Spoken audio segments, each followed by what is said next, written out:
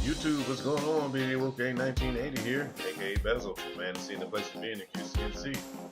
Well, let me tell you, it's late Monday night, or actually, should I say, early Tuesday morning. It's almost 1 o'clock Eastern Time. And I actually didn't even plan on doing a Raw review, but let me tell you, I turned on Raw, I got started a little late on it, put it on as a whim. Let me see what's going on with Raw. It's a night after pay-per-view. And let me tell you, after what I saw to get the show going, I was pumped. And I said, you know what? Might be time to do a Raw review for you guys and gals tonight. So let's get the show started. Show starts off with Triple H and Stephanie, unfortunately, coming out to the ring, starting out the show. I thought we were done with all this, especially with the results from last night. They come out and say that the WWE will be lost without them. Without them, there will be no Cena, no Ziggler, and no you. Are you happy? We're leaving. Also, Triple H has the gall to put down Sting as well, saying that 30 seconds in the ring with him last night, he tried to validate his whole career. So Triple H bringing the smack talking. As they were leaving, here we go, guys. Here's why we're doing this review. We heard Daniel Bryan's music. Okay, at this point, I sat up in my chair. I'm like, okay, is he here? Or are we getting a ruse? He was there, folks. Daniel Bryan came out. Let me tell you, it was nice to see him, and it was also nice to see the reception he got tonight as well. He comes out, crowd goes, they go nuts. They're into it. Yes chants fill the arena. He does yes chants in front of Triple H in the ring. Triple H tries to leave. He goes out in front of him on the ramp and kind of goes up a little further as well, just rubbing it in his face. Yes chants. As Triple H and Stephanie leave. From there, Daniel Bryan comes out. He gets a microphone. He says he's in charge. He says it's going to be fun to be in charge. He calls Seth Rollins out. Seth Rollins comes out with Jamie Noble, Joey Mercury, Lana, Rusev, Kane, Mark Henry, and Luke Harper. Daniel Bryan says he's not spiteful. He even says he's not stripping anyone of their titles. He says, I'm a fair guy. He says he's putting Rollins in a match versus Cena and Ziggler, a tag match. The WWE Universe are going to be the ones that choose your partner. Here are their choices. The choices are Mark Henry and Kane, or Mark Henry and Harper, or Jamie Noble and Joey Mercury. Now, to my good buddy Kane, he strips him of the Director of Operations title and puts him in charge of concessions. Well, not necessarily in charge of concessions. He puts him in charge of a concessions stand or booth. Poor Kane. He calls him Concessions Kane. And now to Rusev and Lana, you have two options. One, you can compete in a company-wide battle royal for the United States title, or you can come to the ring with a USA flag and recite the Pledge of Allegiance. The arena fills with USA chants. They walk off angrily. Luke Harper, tonight you'll be fighting by yourself versus Dean Ambrose. Now that one should be a good one, folks. As soon as he said that, I was like, okay, we're going to have a good Raw tonight. Not only do we get pumped up with a good Daniel Bryan appearance, we're getting some matches set as well. Mark Henry, you'll be facing Ryback, and guess when that's going to happen? Let's see. Right now. So from there, Ryback music hits. He comes out.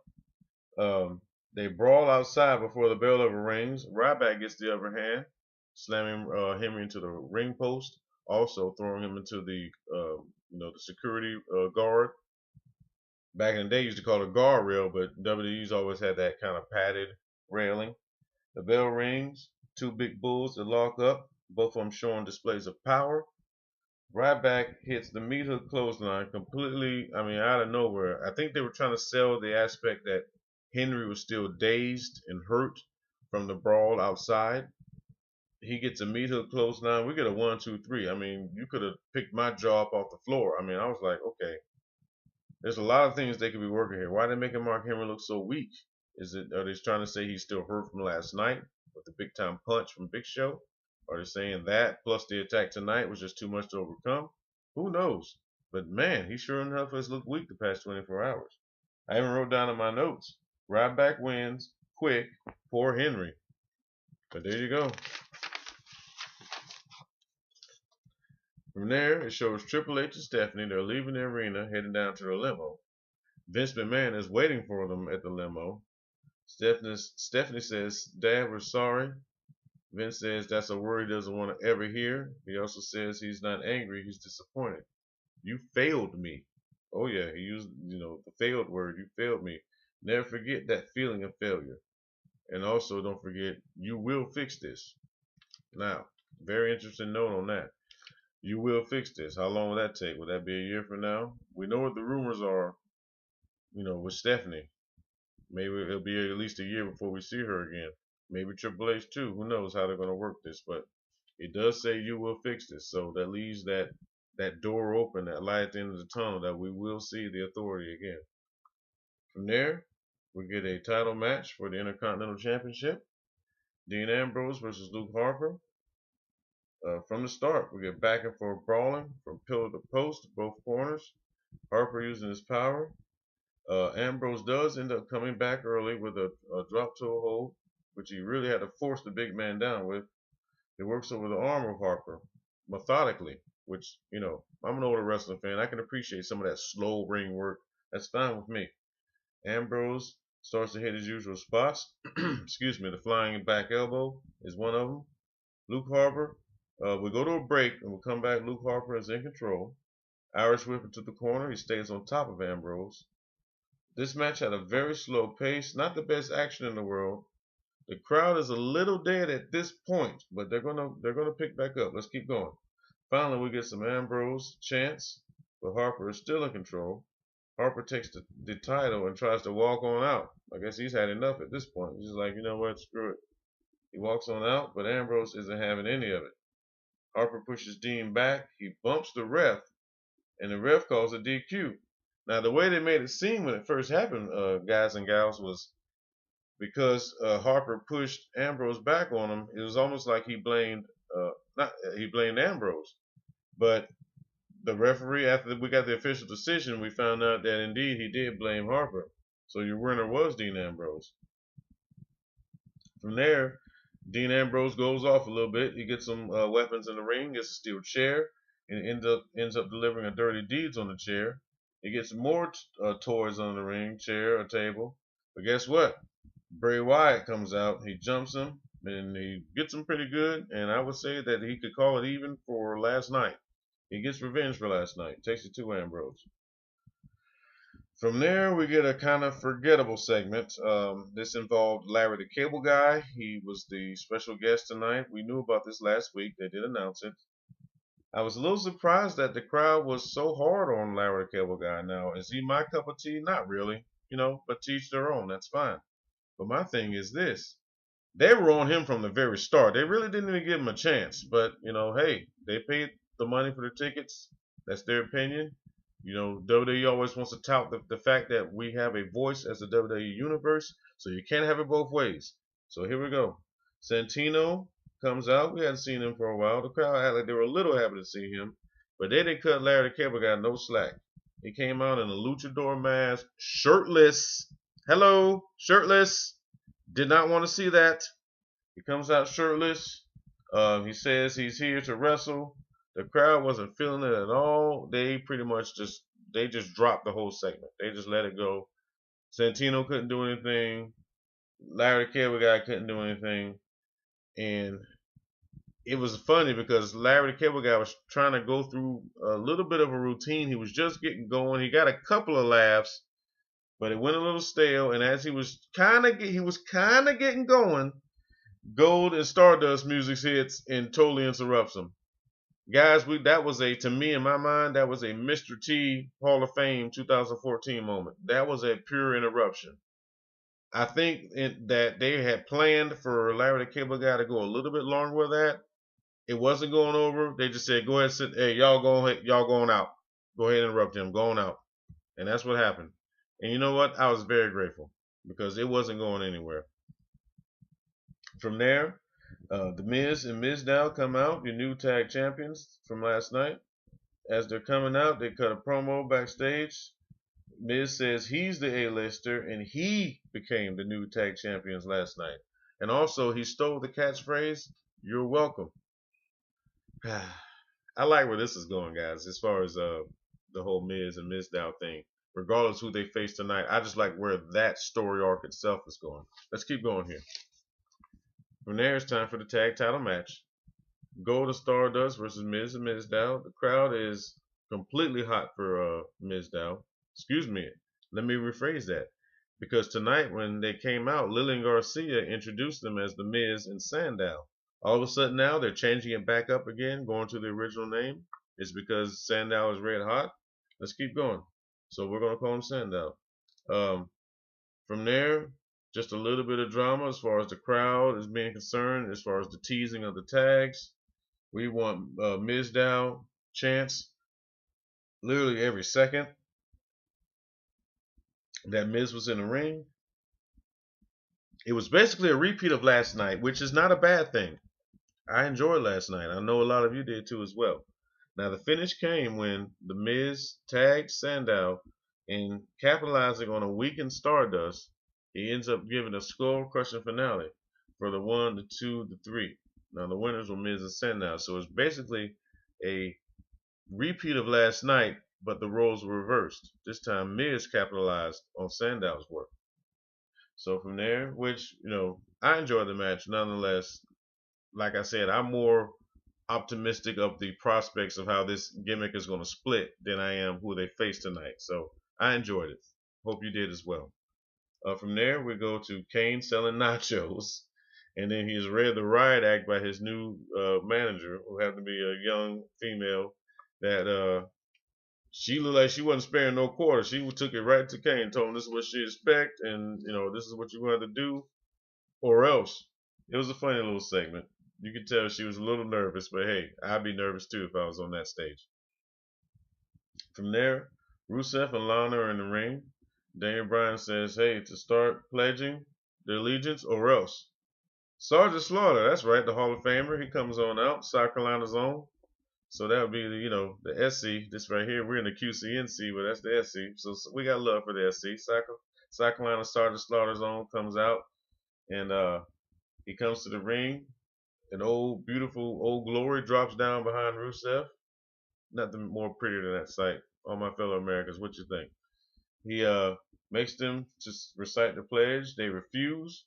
Lana finally submits a little bit, starts to repeat after Sergeant Slaughter. Rusev gets ticked off. He finally gets in Sergeant Slaughter's face. Lana leaves the ring.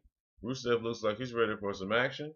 And before things can get too physical with the Hall of Famer, because, wrestling is a young man's game. Let's not kid ourselves here. Come on, guys, all my older wrestling fans. Some of you younger ones, too, that know the old school. Come on now.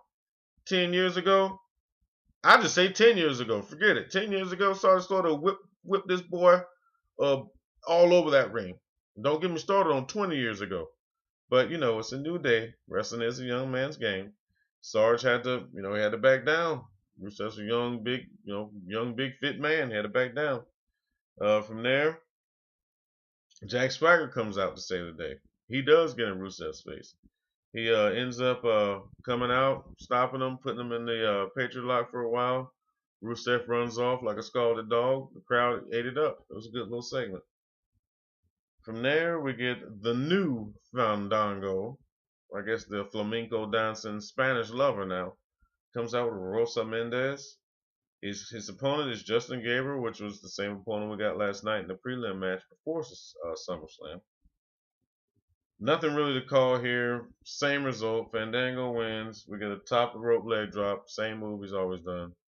Your winner, the new Fandango. We're going to keep on rolling here. Big Show comes out in a business suit. Obviously, he's not wrestling.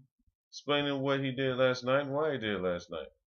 He says, hey, human beings make mistakes all the time, guys. Give me a break here. You're perfect. Come on. Everyone has. The authority made me do it. I mean, look what they offer me. A Hall of Fame spot, guaranteed. I got a family to feed here. Come on now. Give me a break. He's out here pleading his case. He calls out anyone. From there, his humility turns to anger. He calls out anyone brave enough to face him. Guess what? Eric Rowan comes out, guys. That's right. And man, let me tell you something, guys. This was a really interesting segment from a couple of standpoints. I was sitting with my girl, and even she said, man, honey, he's just as big. And that's for the first time I noticed really how big Rowan is. He was almost forehead to forehead with Big Show in the ring. Comment down below. Maybe I'm just a little slow on that one, but let me tell you, he's a big dude, and he's a young guy. Hey, let's, try to work him into the future as far as like maybe he can be something. But no, I enjoyed that standoff. Eric Rowan comes out. He doesn't back down from Show at all. He grabs the mic. He says he doesn't like bullies, and then he attacks the Big Show. We get a little bit of a brawl back and forth. It's just a basic schmoz, but hey, might be teasing for something in the future. From there, Seth Rollins, Noble, and Mercury. Rollins tells them, what I write there? Oh yeah, they don't measure up to any of his other potential partners that he could have had. Dolph Ziggler shows up backstage and then tells them that he told make sure all his I think he said 1.3 or 1.7 million Twitter followers to make sure they vote for Noble and Mercury to be Rollins' partner later tonight. From there, we get Brie Bella versus AJ Lee. AJ cuts a promo on the way to the ring saying Brie is a bigger floozy than Nikki. Especially what's funny about that is she ends up doing the same thing that, she did a couple years ago at WrestleMania to poor Daniel Bryan, which cost him the belt against Sheamus in 12, 13 seconds? But you guys remember that. I'm not telling you nothing you don't already know. Or R.I.P. Sean O'Hare. Let's see, nothing special here. Bad timing from both women, unfortunately. The finish comes when Nikki attacks AJ's arm over the ropes, and Brie ends up rolling up AJ for just a quick 1, 2, 3. Your winner, Brie Bella. Both sisters go out together, just like they did last night. They're clearly on the same page. Here's the funny part. AJ Lee cuts a promo saying that talent is not sexually transmitted. Clearly a shot at Nikki being with John Cena. Clearly a shot at Brie being with Daniel Bryan. But here's what's funny. This is coming from the same lady married to CM Punk. So pick and choose your battles before you throw those stones, people. Lesson learned here in life. So I think that one, even though the crowd gave it a bunch of oohs, I think I was just sitting there like, really? This is coming from her? Cool story, sis. Let's move on. From there, we get this new beginning nonsense with Big E, Kofi, and Xavier. I'm tapping out. I'm not even going to go there. If you want to know what happened, I'm sure WWE.com has a clip on it, maybe on their website or their YouTube page. From there, Ryback confronts Kane. That's right. Tells him to make him an order. The big guy is hungry. He embarrasses Kane by squirting him with mustard and humiliates him. He also says, as he grabs a bag of peanuts, as Kane leaves humiliated, hey Kane, you forgot your nuts. Funny, quick little segment. From here, Renee Young is with John Cena and Dolph Ziggler. Ziggler says they took every last breath out of his body, every ounce of strength, but he kept telling himself he was going to find a way to win. We needed a miracle, and Sting was that miracle. Cena panders a little bit to the crowd, says the show is about to be stole. Once again, pandering on whoever they pair him with, piggybacking on Ziggler's catchphrase. But whatever, what do you expect? You think something new is going to happen here? But let's move on. Cena and Ziggler come out. Daniel Bryan comes out, and we have the voting results. He announces to the crowd that, after he calls out Rollins, he says, your partners by a 93% vote are Noble and Mercury. Of course. Who do you think they're going to be? Henry and Harper? Yeah. From there, the match gets going. Noble, Cena, they tie up first. Noble showing he can still go, guys. It was nice to see good old Jamie Noble boy running the ropes again. But he ends up running into Mercury, who comes in the ring trying to help. They regroup during the break because we get a commercial break early. They take control on Cena, believe it or not, until Cena gets the hot tag on Ziggler. We get a spinning neck breaker by Dolph. But Rollins gets a cheap shot in to slow things down. Rollins has Ziggler grounded, tags Noble. We get more of the same. Ziggler mounts a comeback with a drop kick, tags Cena. The crowd actually boos when Cena comes in. Cena actually hits his 5 moves of doom on Mercury. Ziggler comes in. We get a dual zigzag and an AA at the same time for a double pin. For a 1, your 2, your 3. Cena and Ziggler are your winners. From there, Rollins tries to weasel on out of the ring with he doesn't want any more of the celebrating victors. Daniel Bryan personally grabs him by the waistline and throws his butt back in the ring. From there, Rollins gets a super kick from Ziggler and an AA for his troubles from John Cena. Bryan, Cena, Ziggler, they celebrate. From there, we hear that doo-doo-doo. That's right, that doo-doo-doo. That noise we hadn't heard in, has it been a couple years now, guys, gals? How long has it been? Right down below. But that's right. The podium was set up. The MacBook was on it. We're getting that email noise from the anonymous Raw general manager as we did a few years ago. Has it been that long? Comment down below. Somebody straighten me out. I cannot remember. Comment down below. How long has it been? But we hear that noise. Michael Cole gets up out of his seat, puts on his reading glasses. Ladies and gentlemen, may I have your attention? And I quote, and we went into that whole shtick again. But Michael Cole says next Monday, order and discipline return to Monday Night Raw. And the show ends with the lights flashing and that email doo-doo-doo sound repeatedly beeping over and over and over. Kind of a very stupid ending at the end. I could have dealt with just him saying, Law and Order's coming next week, but just to repeat the email sound and lights flashing, okay, great. Woohoo! But either way, 2 thumbs up. Worth reviewing. A lot of fun. Will we see more of Daniel Bryan? Was this just a one-off? Or will it be a new general manager every week? Is that Raw anonymous general manager the real person in charge? Where are they going with this? It started off so good and it kind of ended so questionable. But what did you guys think? Don't get me wrong. I enjoyed this week's Raw. All of you that are familiar and loyal subs to the channel, I don't do a Raw review too quick. Matter of fact, this might be the first one I've done that's full blown. So it definitely compelled me to get out here and want to do a review for you guys. I enjoyed it. I think it was the Daniel Bryan factor. The Daniel Bryan got me pumped up. Once I saw that, plus what we got last night, I said, you know what? Let's do it. I had fun tonight. I hope you did too as well. What did you like? What didn't you like? Comment down below. Share, like, subscribe, tell a friend. It's late over here in the QCNC. It's well past 1 o'clock. Your boy Bezell's getting ready to go to bed. But until we meet again, y'all be good to one another. And Bezell out. There we go. Peace.